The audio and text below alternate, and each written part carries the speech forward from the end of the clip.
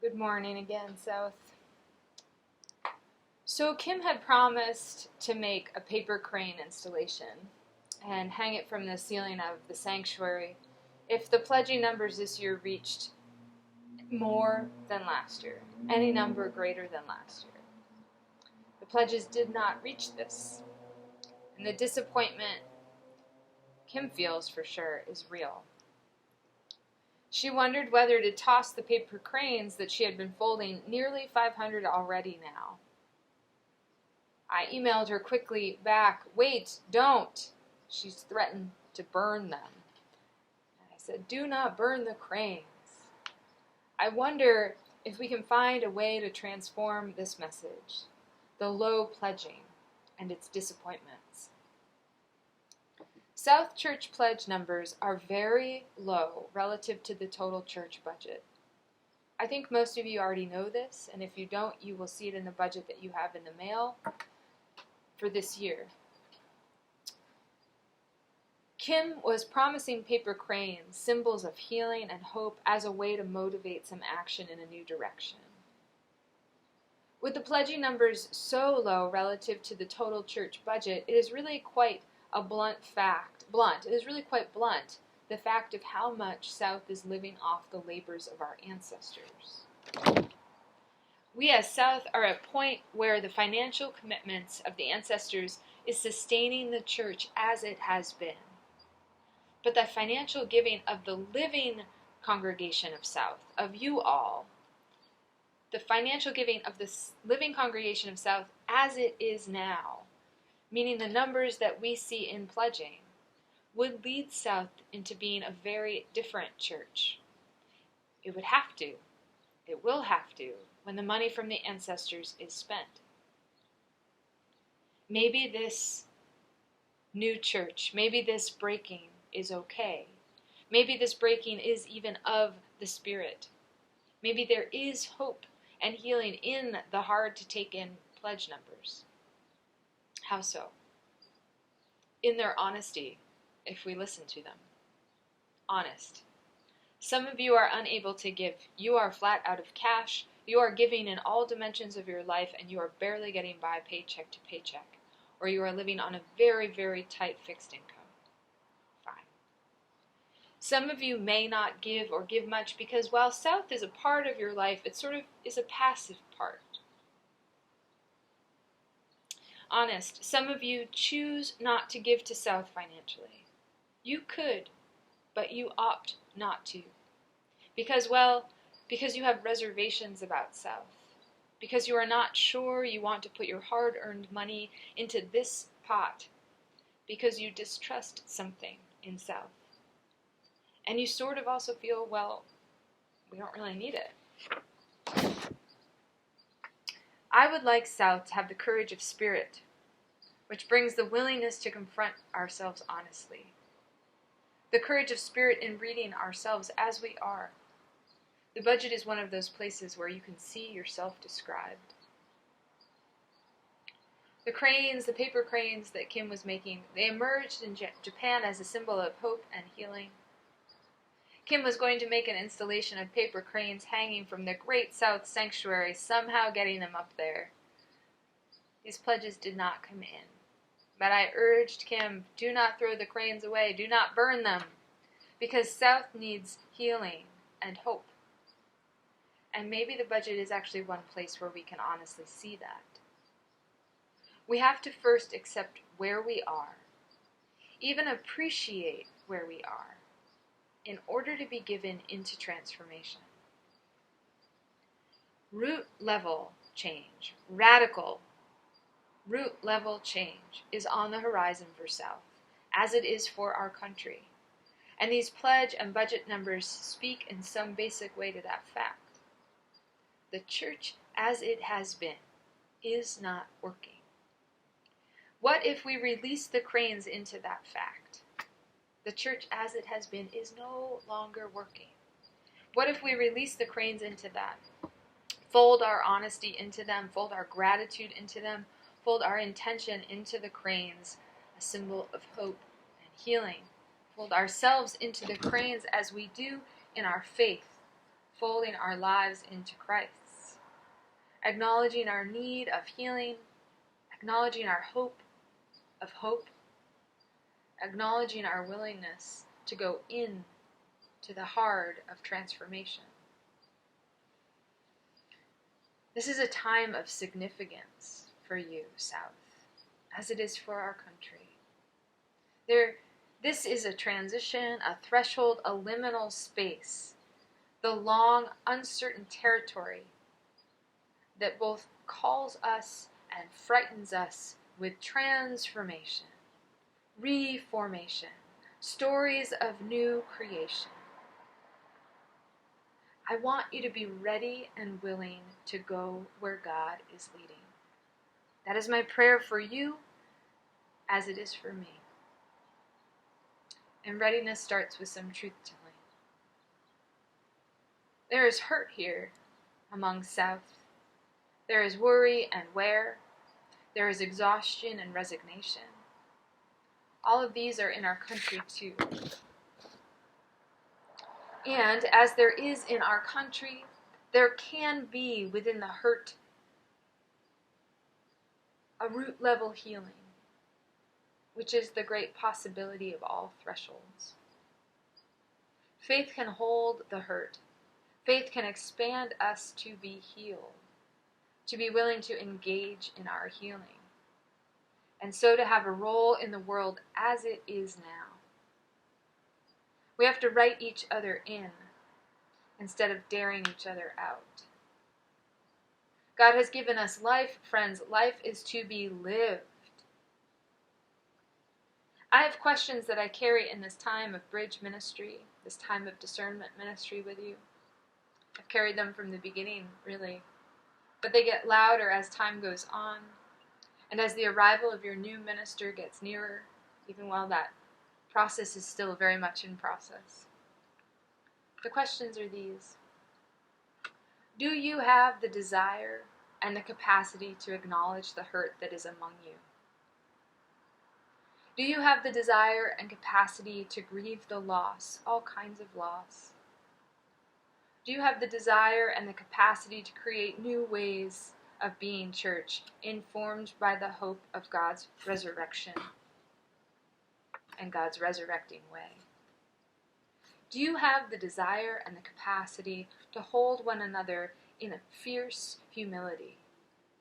A fierce humility that says, we do not know the way, but we will figure it out by going one with another in trust and in faith. Your response needs to be honest. I believe in the Holy Spirit. I believe the Spirit makes ways where we've given up a way being possible. I believe the Spirit has the capacity to rewrite us, to re-being us individually and collectively. I believe the Spirit is already at work doing this with South. I know I am overwhelmed many days, or usually within each day, part of the day. I am overwhelmed by this time and history of which we are all a part. There is a lot happening. And I am viscerally aware of the calling Spirit in it, in this time and history, calling us to a deeply nourishing new way of being and a deeply nourishing new birth. Spirit is nudging me. She is asking me to find honest words and say them, and that is where this sermon comes from. These next few months, years, will not be easy.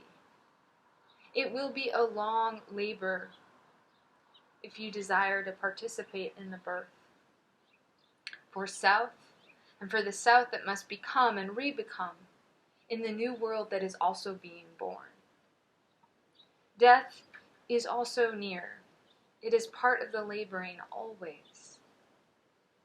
Gonna lay down my sword and shield down by the riverside, down by the riverside, down by the riverside. I'm gonna lay down my sword and shield down by the riverside and study war no more.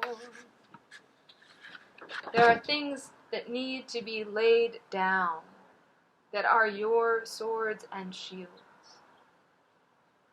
I have heard the narrative, and I have said pieces of it myself, the dysfunction at South. It's all about the money. They can't stick with the change they want. The outside consultants, too many.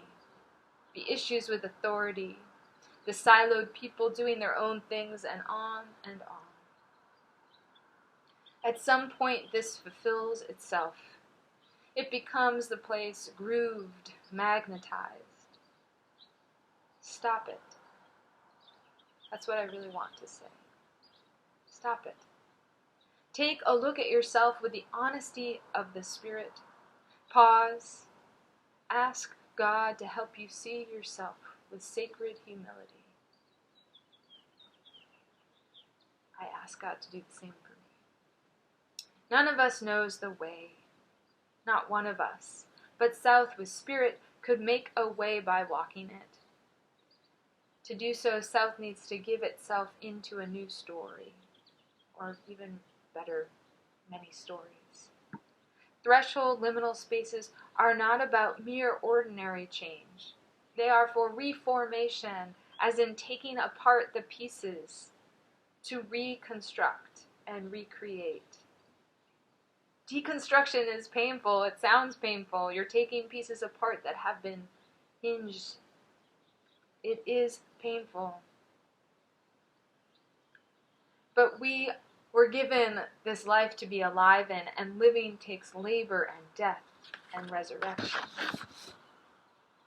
There is hurt here. I have been thinking about what to do with that hurt. There are multiple things. But imagine if we acknowledge the hurt that walks into these doors, to make it part of the being of this church, the practice of recognizing the human, fragile, vulnerable, hurt by the world in some way, more than one way, who comes to us, South, with the hope of a healing presence. Imagine if South made it central to its being, to be part of the healing presence, a work of soul and body. That South understood itself to be a body of healing. Imagine if we acknowledge the hurt we do to one another, out of our own aches, unvoiced and unembodied. How it erupts in a resource committee meeting or a leadership committee meeting or any committee meeting, because it really doesn't want a committee, but it wants sacred water, redemption, belonging. Imagine if we acknowledge the wounds we have created from not holding one another accountable for our healing, and instead letting it play out, act out in the systems of church so worn out, so much so that the body called church itself has lost its sense of agency. Our call is deeper than we may imagine, and we have not been well prepared to live into it. But the Spirit makes possible the unfamiliar. Imagine if we start to touch the ground, letting the honesty of where we are teach us, and encode a whole new awareness into our sense of why we exist at all, this church called South, centered not on maintenance but on healing, on truth-bearing, on spirit listening, and encouraging. Imagine that the ongoing labor and freedom of that healing, truth-bearing, spirit listening, encouraging, gets written into the DNA of South, into South stories, the stories that we tell, and that ongoing labor and freedom gets practiced as the culture of South. It is okay that it feels or will feel immensely hard. As my workout video instructor says during a particularly hard stretch of the workout, if you are feeling it, you are doing right. If you are tired, you are doing it right. If you are willing to keep at it, you are doing something right.